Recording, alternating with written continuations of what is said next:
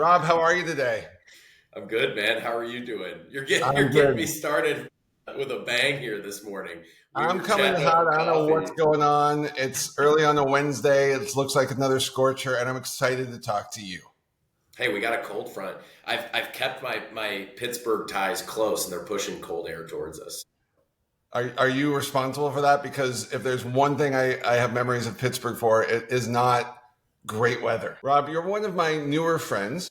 We met a couple of years ago through Carnegie Mellon's Venture Bridge Accelerator program. And what I'm excited about is beyond you and I being able to geek out all things Lord of the Rings and then some topic wise or Pittsburgh connection or food connection and many things.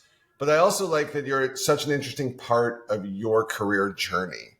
And you're someone who struck me from the very get-go as you're in for the ride. Like you're like first seat on that roller coaster. You don't even know if the bar is coming down. You're ready to go. That's just sort of how I take you as a person. And so I want to know a little bit about how you got to be that way. So if you wouldn't mind, take us through where'd you go to college? And I know a lot of these answers, but where'd you go to school? And what did you come out of school doing right away? Yeah. I mean, maybe not to go back like too far. It could be before college, but I've always kind of been interested in maybe a multitude of different worlds that don't always blend together so seamlessly. I think growing up, I grew up on a farm in upstate New York. And so, always active, always outside, in a lot of movement, which was always good. There's always a lot to do on the farm. So I was naturally drawn towards a lot of physical activity as a kid, playing a lot of sports, whether it be soccer, football, basketball. And that certainly followed me in through high school. And I know you asked about college, but I think where a lot of the story, at least for buckling up for a interesting ride, came from was probably around the time that I got into high school, was when I pivoted pretty hard on just doing a lot of physical activity, mainly into performing arts. And not just really, I think, dabbling, but really trying to dive headfirst into both, chorus, theater, musical theater. That just really got a grip on me and didn't let go in a way that I didn't quite expect. And it certainly shaped a lot of where I went after college. We can maybe chat about that a little bit later, depending on where we go with this. But it followed me. Go ahead, yeah. You went from jock to band geek or whatever the terms are these days. That's what they were when I was in high school. And I'm curious. You have a background that very, very clearly resonates as a learned to do the work would be an assumption. If you said grew up on a farm, I don't imagine that was sleeping in and croissants at the doorstep when you woke up in the morning. Was that a thing that was built into you from a young age?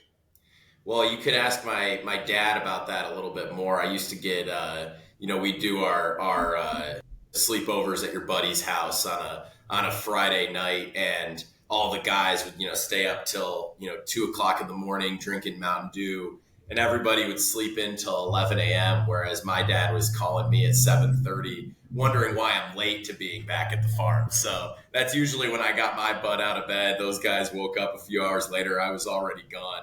But yeah, there was never a shortage of things to do on the farm. Still isn't, right? It's still in our family. My dad's still back down there working his butt off. But yeah, I think there's just always been a little bit of a baseline to doing things, just activity, pushing forward. There's definitely a mentality that is ingrained here from living on the farm, which is there's always more to do. It doesn't mean you can't take a break here and there, but I think there's always that whisper in the back of your mind of, hey, what'd you forget about? What's still on the list? There's more work to be done.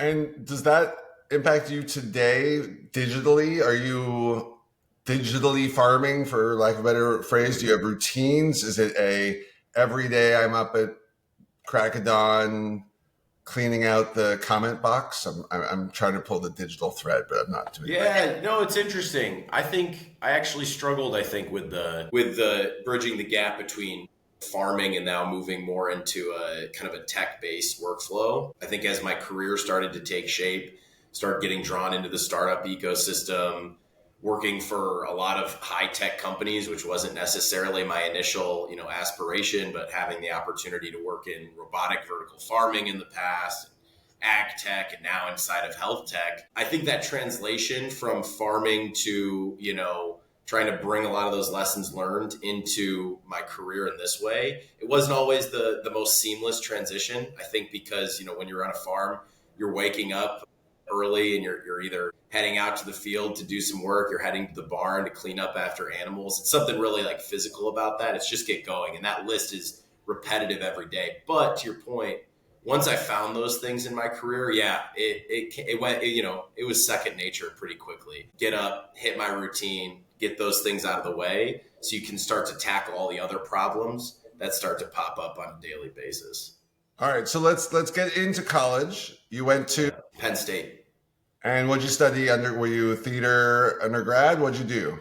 A little bit of theater, did a theater minor, so that's where I didn't really want to let that go, but I was psychology undergrad, and I was part of, Penn State had a really interesting dual degree program, half as part of their business school and half as part of their psychology program. And they were one of the earlier pioneers in this area of psychology, industrial and organizational psychology. So really a deep focus on kind of what makes professionals tick. Why do we do the work that we do? Ultimately, how do we perform better? How do we make more efficient companies? Really just merging business and psychology. And that was a pretty cool and eye-opening experience that I had at Penn State, merging a little bit of liberal arts, a little bit more of that technicality of the business world. I think coming from a family of farmers and physicians, you don't tap into the business side of things too deeply. And so that was a good foray into that side of the world.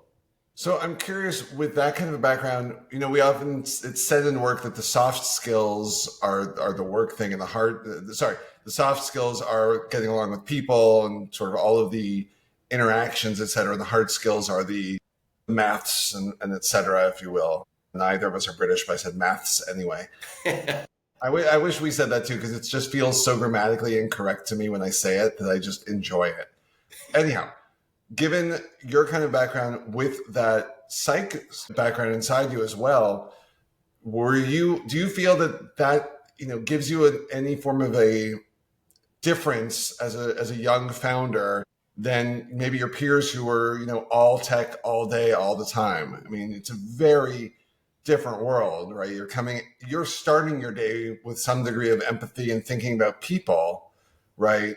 How do you think that affects you as a young founder? Yeah, that's a really interesting, I think, kind of way to frame it. And it's funny. I in the startup world, we always get hit with that question of what's your competitive advantage, what's your differentiation, right? How are you setting yourself apart? I think I've always approached that. Where's the moat, right? Where's the personal moat?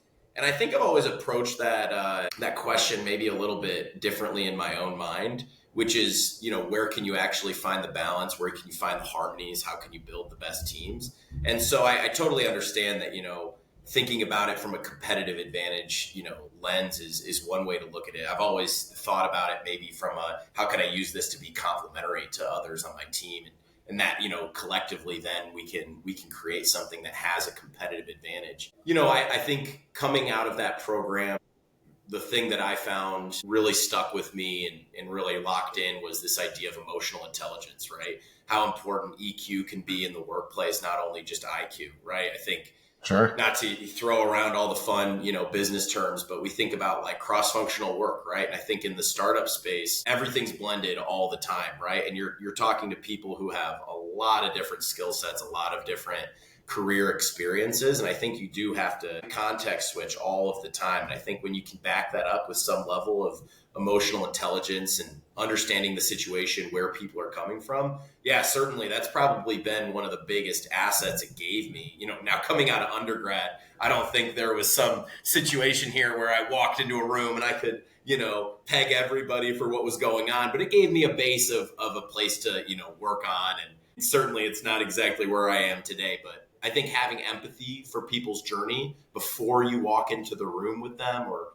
as you're building a working relationship with them can certainly be an advantage that can go outside of just raw power coming from IQ and, smashing through walls in that way, which certainly has its place. Yeah, I fully agree. I think you've got the founder type, and we all know the stories of them that they don't actually care at all how they're going to treat people, and it's not part of who they are. They're there to make the dollar signs show up one day, right? That's all they do. And I understand why investors seek out founders like that. They often do the thing. I also believe, though, that there's just as much opportunity and just as many stories of folks like you and I, where we care about the people, we care about their journeys and where we're taking them on our startup journeys. Just worked twice, but I think we don't get the stories as much, right? You're not going to get a big TechCrunch article on how Miller built the biggest startup ever by being a nice guy. Even if that was, you could be a dodecahedron, corn, and still no one's going to talk about you as no, that's not going to be the story. And I love, that's part of, I think what I liked about you from the very beginning is that that's so clearly a part of who you are. So I want to get back to a bit of your journey. When you're out of Penn State, did you think you'd be a psychologist or a therapist, Kai? What did you think you'd be at that point? Yeah, I mean, it's funny. Once I got maybe to like junior year of high school, I realized pretty quickly there was only like one path for me, and that was get through college. I guess the world I came from, like college was always the answer, right? You had to get your 4 years in, and I think there's areas you can look at, positives and negatives with that. Couldn't let go of the theater thing, but it was pretty much you're going to graduate and then you're going to move to Los Angeles and you're going to try and break into the film industry. You're going to be an actor. You're going to get an agent. You're going to be a part of SAG. You're going to try and make a go of this thing. And, from there, you're going to rule the world in that way. Yeah, that was the plan. That was the plan. And very quick version, because it didn't happen, but what did? Yeah, I mean, so exactly. I mean, we stuck to the plan. I graduated from Penn State a couple months later. I went back to the farm for a second. There's a little more farm work to be done before I could get out of the East Coast. And then by the end of that summer, I grabbed my car, packed it up with a few things, moved across the country, moved in with some great family friends and stayed with them for a long time and just tried to navigate the world of becoming an actor in Los Angeles. I fortunately was able to meet some great people who ended up being my agency representation, phenomenal group of folks there. They helped me get into the door, with a few small gig opportunities. And did you enjoy, what was your favorite? Was it Rudy or was it doing Fellowship? For those of you who are only listening from the moment, also I saw him, I believe Rob is a striking resemblance to Sean Astin. And this has been a bit of a running gag with us. And also, I can't believe we made it like this far into the podcast and that was officially the first Lord of the Rings mention. You're right. Well, hey, you'll appreciate this. Was watching Return of the King last night, actually. I'm on my yearly watch through right now. And all right, fair enough. My wife was telling me on a couple occasions that there's some Samwise Gamgee, look-alike moments in there. So especially as the hair gets longer, I thought Aragorn could happen at some point, but it's just we're going Hobbit on this one. But I think you can do well as Samwise. Don't stay in your lane, Rob. Stay in my lane. So, okay, you make a go of it. I want to get us over into closer to where you are now. At some point, you decide to go to Carnegie Mellon to go get MBA. Was that what you started with? Yeah. What triggered that decision? What made you say, was it, gosh, I better go back to school? Why go back to school? What triggered the MBA desire? And also, what year was that, if you may?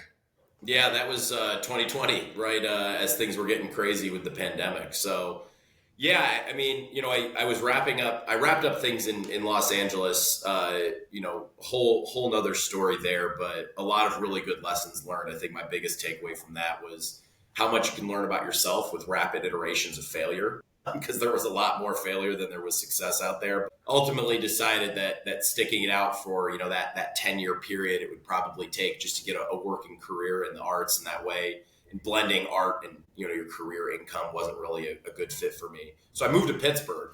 I had the fortunate opportunity to work for a great serial entrepreneur there.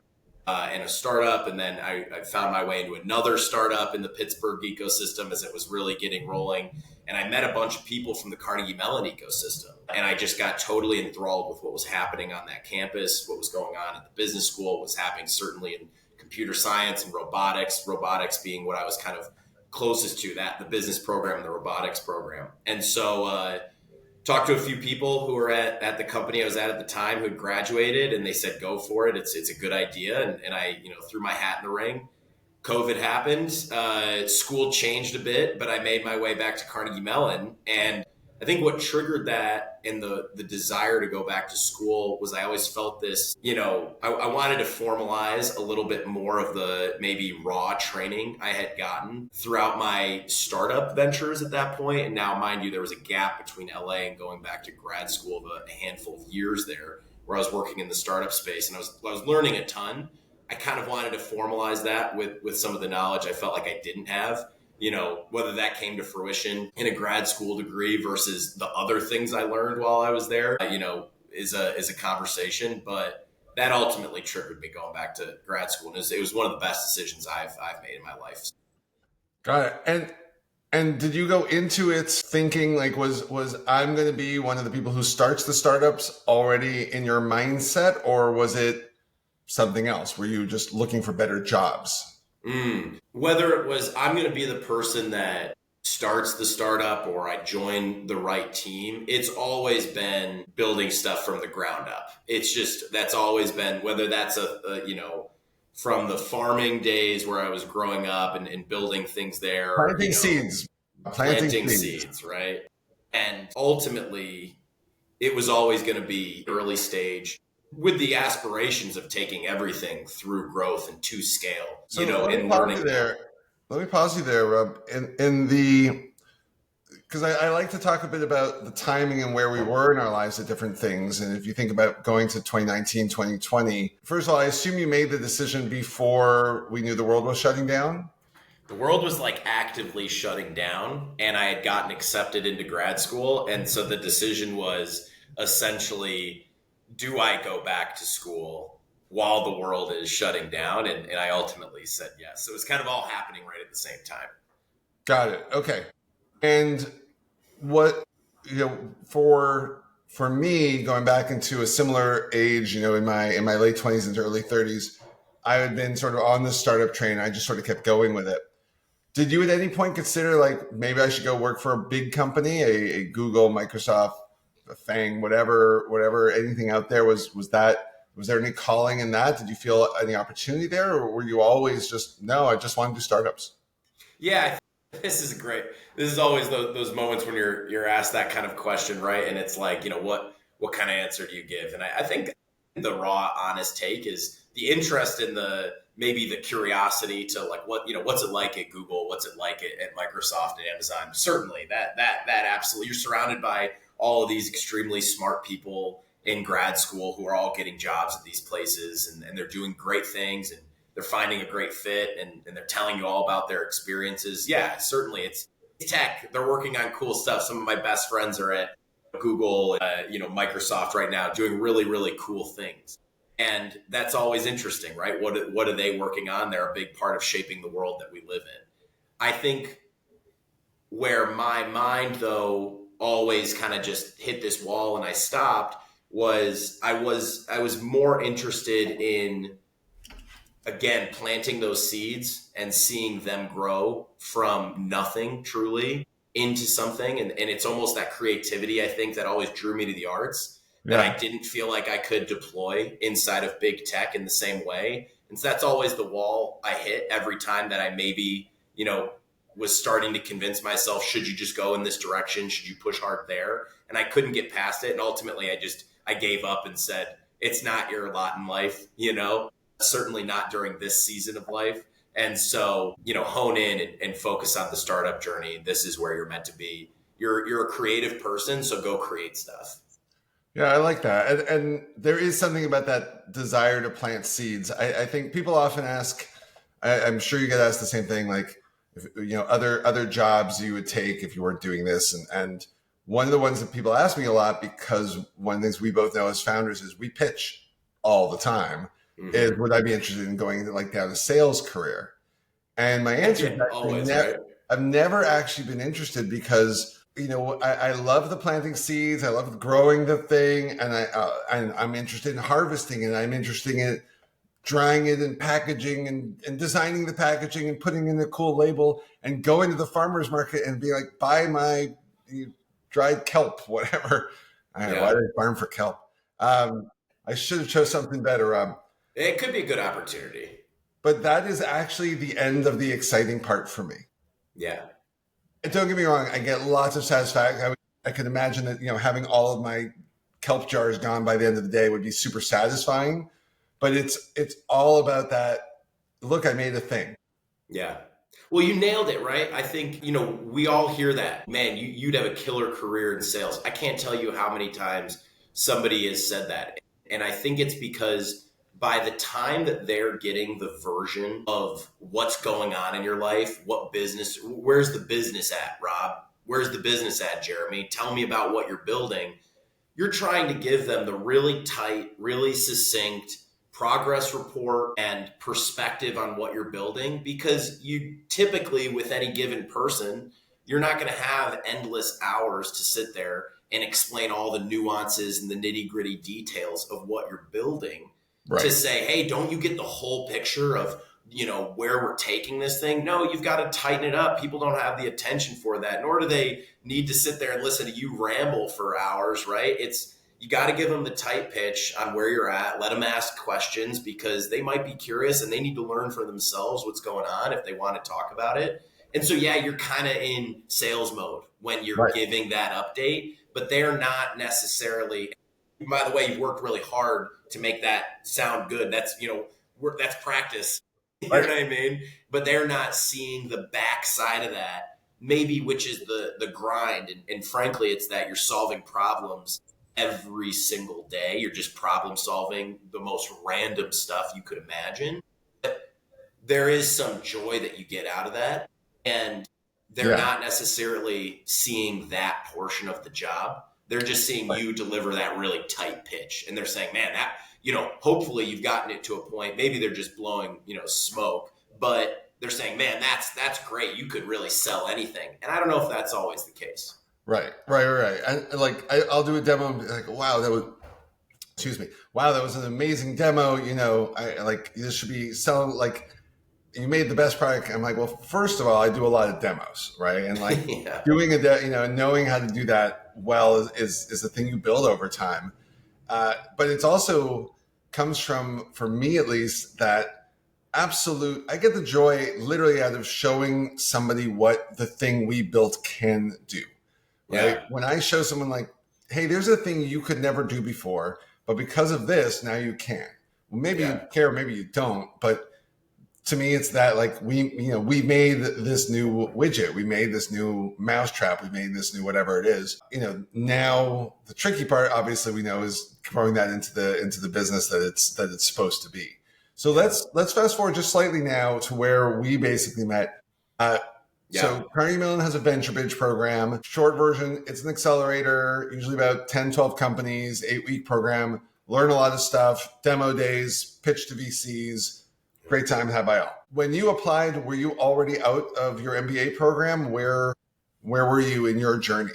Yeah. I was out of the MBA program. I had this pretty interesting and unique opportunity. When I was leaving the MBA, it was, at that point, I was past the idea of, do I apply to big tech? I was, full blown. I'm going to go back into the entrepreneurial space.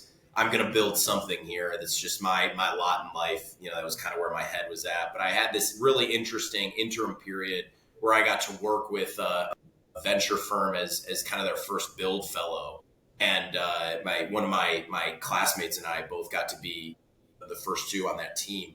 And we got to do some really cool stuff for these folks. Essentially, they were devoting some of their fun to internal development, venture studio style. They had some really crisp and exciting territories that we got to play in. And so I got to join them for a number of months and just build and learn a lot from these really successful entrepreneurs turned VCs. Great fun. Took a lot away from that and owe a lot to those guys because they taught me a lot just about about building from 0 to 1, right? And Yeah. anyway, I ended up when I really found myself wanting to get back into the entrepreneurial journey, I launched what is kind of the first iteration of Lembas Health in the fall of, I guess that'd be 2022. So got it off the ground, had left that build fellowship, started working on the company, got the first iteration off the ground, got my, first few sales under my belt of understanding, what are we trying to build? Certainly learned during that time, though I didn't know it, that was not going to be the ultimate company. But there was a perspective there, I think, around where we landed in nutrition and health.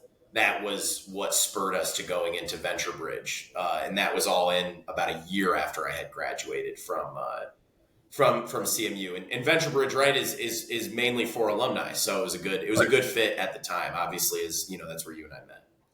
And so what was the first nugget of the idea that you started out to prototype, even if that's not even what you prototype? But what was the very first thing that was in your head? Well, I guess, maybe the quick version is we thought we were going to go to market with a quick service, kind of like micro retail grain bowl concept. Now, this is going to sound crazy to where we are at today, but the idea was to partner alongside healthcare groups for really scalable deployment of essentially medically tailored meals. Okay. And, we got into the weeds on this thing. We stood up operations. We had kind of call it a micro hub and spoke model going around Pittsburgh. We found some really interesting partners in the healthcare space. And we were just churning on this thing for quite a while. We were going to leverage local communities of chefs and catering companies to ultimately deploy this. And it is what led us to where we are today, though the business is it couldn't be more different, Did you make a grain bowl? Oh, certainly. We made thousands, actually. We ended up having, hundreds of customers, and we made thousands of these things. We had a couple partnerships with a team over at UPMC, and one of the practices there, we partnered with a great primary care group in the area. And we took this thing in a lot of different directions. There was a lot of legs to it, at least we felt, but the business model and I think the economics around food ultimately become really challenging, especially when you try to attribute it to healthcare. There's some companies out there doing great work in that space right now, but we ultimately made a decision as to, were we going to go deeper on the nutrition side of things based on what we were learning, working with patients and working with healthcare providers? Were we going to go deeper on the nutrition systems, or were we going to go deeper on the food side? And that's where the split really happened. And we learned a bit of that during our time at Venture Bridge. And we ultimately decided to peel off from the food aspect of it, go more in that nutrition, digital health direction. Got it. So when you were making some of those decisions, how much was gut, how much was data, how much was passion versus business opportunity? What was guiding you through a fairly substantial change in your business? Yeah. Well, I guess if we want to talk about competitive advantages here, maybe I can bring one up. So fortunately, with some background here, I come, we grew up on the farm, but at the same time, and credit to my parents, both were full-time, practicing physicians, ran their own private practice, and somehow managed this farm with their kids at the same time. So, dad's a pediatrician, mom's an OBGYN, my sister is a pediatric pulmonologist now, and my brother runs his own med device distributor company. And so I was certainly the black sheep, just breaking the mold. The tech entrepreneur who went to Carnegie Mellon's the black sheep. That's an interesting fan. You've got a little bit family, failed actor before then. But and maybe the biggest one of all when you're playing in the nutrition space is that my wife's a registered dietitian by training, and had the opportunity to work her way throughout a lot of different really interesting food as medicine initiatives, and now finds herself at Chobani working on nutrition strategy for those guys. So, basically as we were building this company, we had this wall of people in healthcare that we could just toss ideas off of constantly and understand, hey, gut check, this is where we're going. let's get the feedback not only through them but our customers. We have some unbelievable advisors who have built in the health tech space that we wouldn't be here without. And so kind of surrounded ourselves with a really, really high quality healthcare community. And those are the folks that, as we started to get a little bit of signal and going deeper on the digital health side of our business, what we're doing for patients, that was happening alongside of the medically tailored meals. They were the ones who really started to help us see the pull there at the very initial stages and pull that thread a little bit more, and ultimately what turned into a pretty big pivot for us, where we ceased operations on food completely. And then, so when you applied to Venture Bridge, what was the pitch then? Yeah, the pitch then was that hub and spoke grain bowl model. Hey, we're gonna go into essentially Midwestern cities where there's a lot of food deserts and there's a lot of opportunity to get fresh food into these communities. We're gonna base ourselves out of centralized catering operations, and then we're gonna go out into like micro retail. We're gonna partner with healthcare communities to get distribution on this thing. That was the initial pitch that ultimately landed us in the Venture Bridge ecosystem. But man, things changed pretty quickly after that. Yeah. So we went, we were there at the same time. And I think when you go to an accelerator, there's all everybody has the same journey and sort of a different destination, right? We all see and experience a lot of the same things.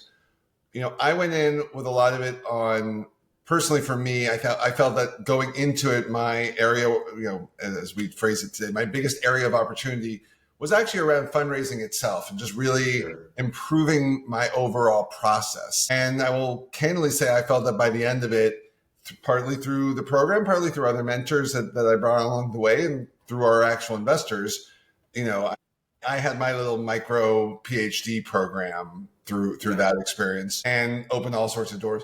Did you have anything that you went in from a self-improvement or company self-improvement lens?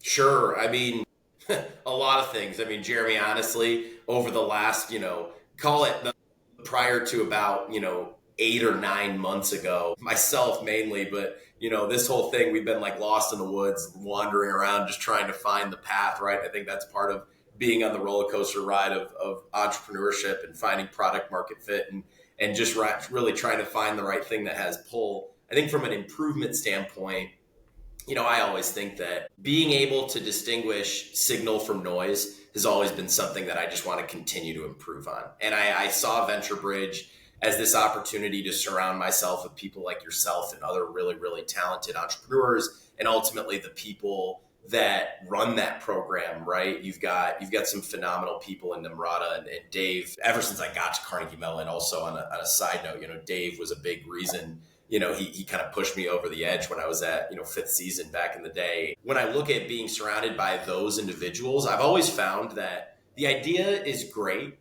but the teams you build within your company, are the most important decisions that you can make. Yeah. And the people you surround yourself with have a lot to do with the energy and the trajectory you go on. And so, those environmental aspects. And so my big challenge was get in here, don't just get excited about some idea that's giving you juice in the morning, but work with people that can help you separate signal from noise, get to the core understanding of what you need to offer to society as a useful product, and then just drill that thing home until it works. If you're getting pull from customers and you're seeing real signal, that's when you just gotta rinse and repeat that thing over and over and over again. And I wanted to surround myself with people who had already done that, who were on the same journey of doing that, and were just leveling themselves up. Because I knew that's where maybe the sports and the team aspect comes in, right? Whenever I'm surrounded by that kind of energy, yeah, man, it just fuels you on to the next thing. And then it teaches you how to find it when you're by yourself, right? So that was my push. I get that. One thing I know about you is you really enjoy frameworks. And was that something that did Venture Bridge help advance either existing frameworks or create new ones for you? How did that weave into kind of the way you are? I don't know if Venture Bridge particularly helped me identify like more frameworks. I think I think if anything, it gave me a frame of reference though for what real progress looks like. I think a lot of times in the startup community, we can get so excited when you uncover an opportunity to just say, oh my gosh, everybody should love this. This is incredible. And then you line yourself up either against other successful entrepreneurs, or you meet people that are X number of years ahead of you in their journey, or maybe they're way ahead of you in their journey and they've successfully exited something. And you start to get a real barometer check for what progress looks like. And man, that changed my frame of mind on what you need to do at the earliest stages to even earn an opportunity at the table for something that is, venture backable, venture scalable, versus something that might be more lifestyle oriented. Is there a nugget in particular that you recently learned that changed your game? So I moved to New York about a year ago. My wife and I both left Pittsburgh and we moved here. And I think one of the things I found in that moving process, this is kind of like this is probably like a weird way to answer your question. But that move, right? I've been thinking about this a lot recently. Like when you make a big move, there's always this period of time where all this change is happening and it kind of can distract you in some ways. You don't necessarily realize it. I think when I moved from Pittsburgh to New York and I kind of left that community physically that I was in Pittsburgh, I have all these friends that are building companies, and I was trying to introduce myself to new communities here.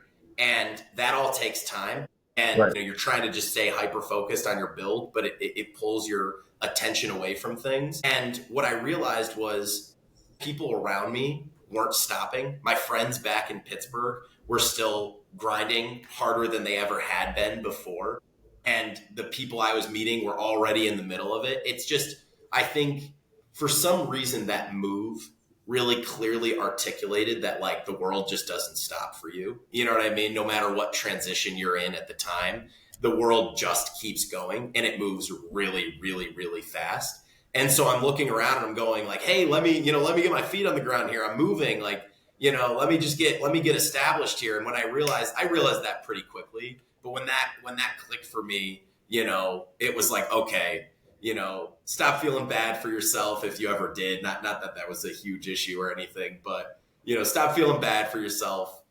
Lace them up and let's keep going, because this thing is moving quickly, and especially with AI. Not to sound too cliche here today in 2025, but it's just moving fast. Things are moving fast. So now we're moving into our next area of curiosity.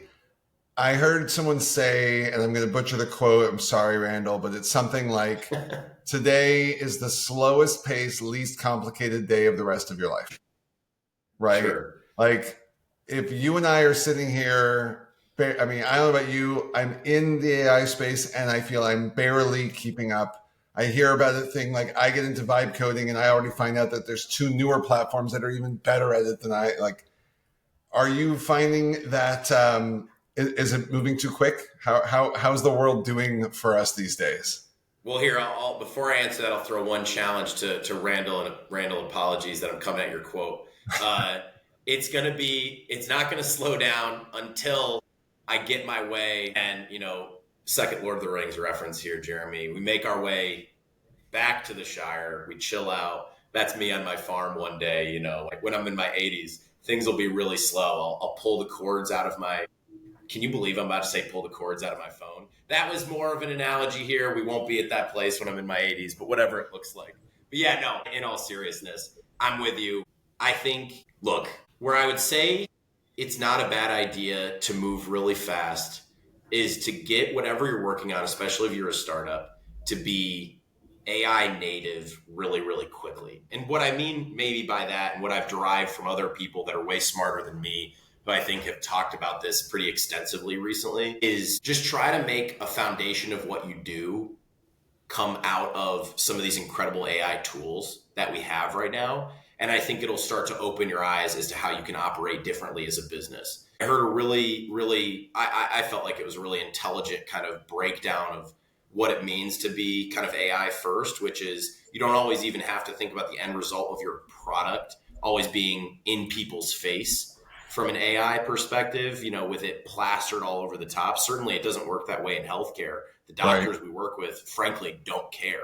Right. But how you get to that end result, asking yourself that question, that we're seeing all these Fortune 500 execs promote is, where can AI be leveraged every step of the way? And what I found is a way to move really fast, especially as a startup, is just make that the de facto answer for everything. So, I mean, we're a small team, but we're just, everything is based in an AI process right now. Even if we're using SaaS tools that maybe came out in 2015, there's still an AI perspective layered on top of it. And then it starts to become like second nature. And it's just where you turn first, and you start to get quicker at identifying who the best players in the space are, what the best product. It just starts to become your baseline for how you think, and then you're moving pretty quickly. What other than ChatGPT, is there a favorite tool in your personal arsenal of AI tools? Well, I kind of like float around models. ChatGPT has been really useful. Claude has also been really foundational to what we do. I've just started playing with Gemini, a little bit more. Now I'm curious.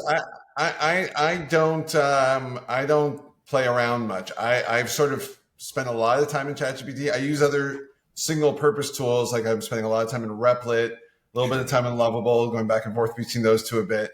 What makes you go try Gemini, for example? Is it curiosity? Is it a specific problem to solve? Because it's a very different mindset, I think. Well, look, I think to me, it's a user experience thing. I fundamentally buy into where things are going with AI is that you're going to have an opportunity as like a generalist to accomplish so much. And I think one of the things that can amplify what a generalist can do is a really, really strong user experience, and one that you really attach yourself to and you almost like identify with. It's something that feels natural to engage with. And I found that even on the surface level, right, if you take Gemini, ChatGPT, and Claude and you put them all next to each other, sure, at a baseline, they look pretty similar. Hey, I'm looking at a pretty similar UI. But when you get into the nitty gritty of using these tools, I found there are some nuances that might actually fit your style a little bit better. Maybe you move a little bit faster. How you organize things is a little bit more intuitive, almost in the same way that you have during the mobile era, that discrepancy between somebody being an Android user versus somebody being an iOS user, right? There's just a way you can move through those ecosystems. That's interesting. I wonder if we're going to have a phase of that, right? There's always been the Facebook or MySpace, Uber or Lyft, Android or iOS, Windows or Mac. Are people going to be like ChatGPT or Gemini or Claude? Personally, I don't think so. I think the loyalty is going to be very thin. And how much does the pace of those platforms change your desire to invest your time into them, or say, sometimes I'm going to sit back and wait for it to get a little better before I come back? Interesting. I mean, to be honest with you, I think there are some foundational things that they do so well right now that I'm certainly not in the camp right now of, oh man, I wish these tools were so much better. I'm so impressed by the stepwise change that they've made from where we were a few years ago to what we're capable of doing now. I mean, half of our business is showing scale. 99% of our business is showing the scale opportunity that it has because of the efficiency gains we have right now. We have this joke where we're like, if all of the development in this space stopped today and it all just stayed where it is, we could still do things you couldn't have dreamed of doing 10 years ago, right? Oh, yeah. And so to me, I just dive in, head first. Honestly, where I tend to actually run into the majority of my problems is the difference in usage limits when it comes to maybe like ChatGPT or Claude. They actually approach kind of your limits in regards to using those products a little bit differently. And that's almost a user experience thing I'm getting used to. Rob, we could go on about this for a long time. I have a hunch I might want to come back to it. I had one thing I just wanted us to do together today really quick. And, we did not go anywhere near as deep into Lord of the Rings geekdom as I thought we might. But I thought we could play a little game with no Googling, no references that are aside. So I'm springing this on you. I've done no prep. We're going to go back and forth like category style. Okay. Name a tech company named after a Lord of the Rings brand. And you can go first. Sure. Lembas Health. That's my company. There you go. Palantir. Yeah, they're in there. We got Anduril as well. I was going to go with Anduril.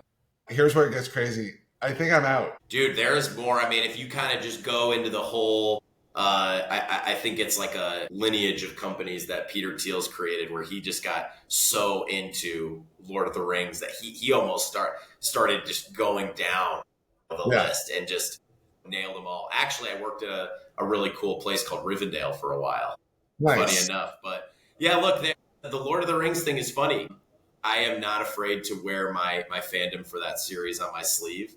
And I think there's a lot of people out there that are very, very inspired by those stories. But I mean, look, we went with Lembas because at the end of the day, where we ended up pivoting into with nutrition is it just resonated, right? Like we ended up in a digital solution that is supposed to be a nutrition companion prescribed to patients by their doctors, right? And so when we think about Lembas bread here, it was the companion to these guys through all of their journeys. It was what kept them healthy, what kept them nourished. And I think that's ultimately what we want to be. So we felt like it was a good fit. It's a fun way to make the work fun.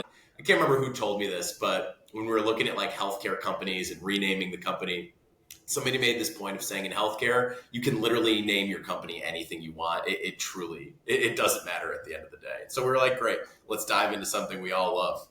I love it. I love that. Rob, where do you want to send people to go look up information? You want to drop a URL or a thing to Google?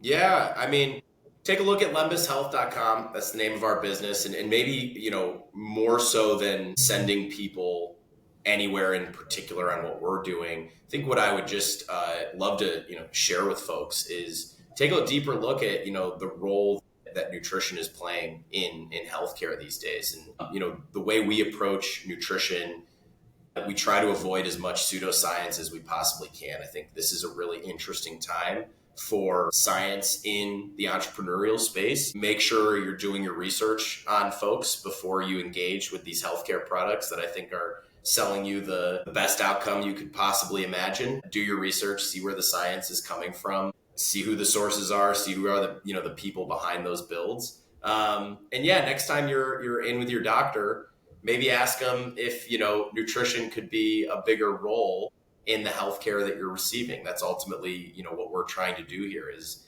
embed nutrition to the core of the offering that doctors, prescribe to their patients when they're engaging. So ask your doctor about how, nutrition can get further embedded into their care. And one day, hopefully we'll land on their front doorstep and then they'll say, hey, we've had a lot of patients asking about nutrition recently, and it'll all work out pretty well. That sounds awesome.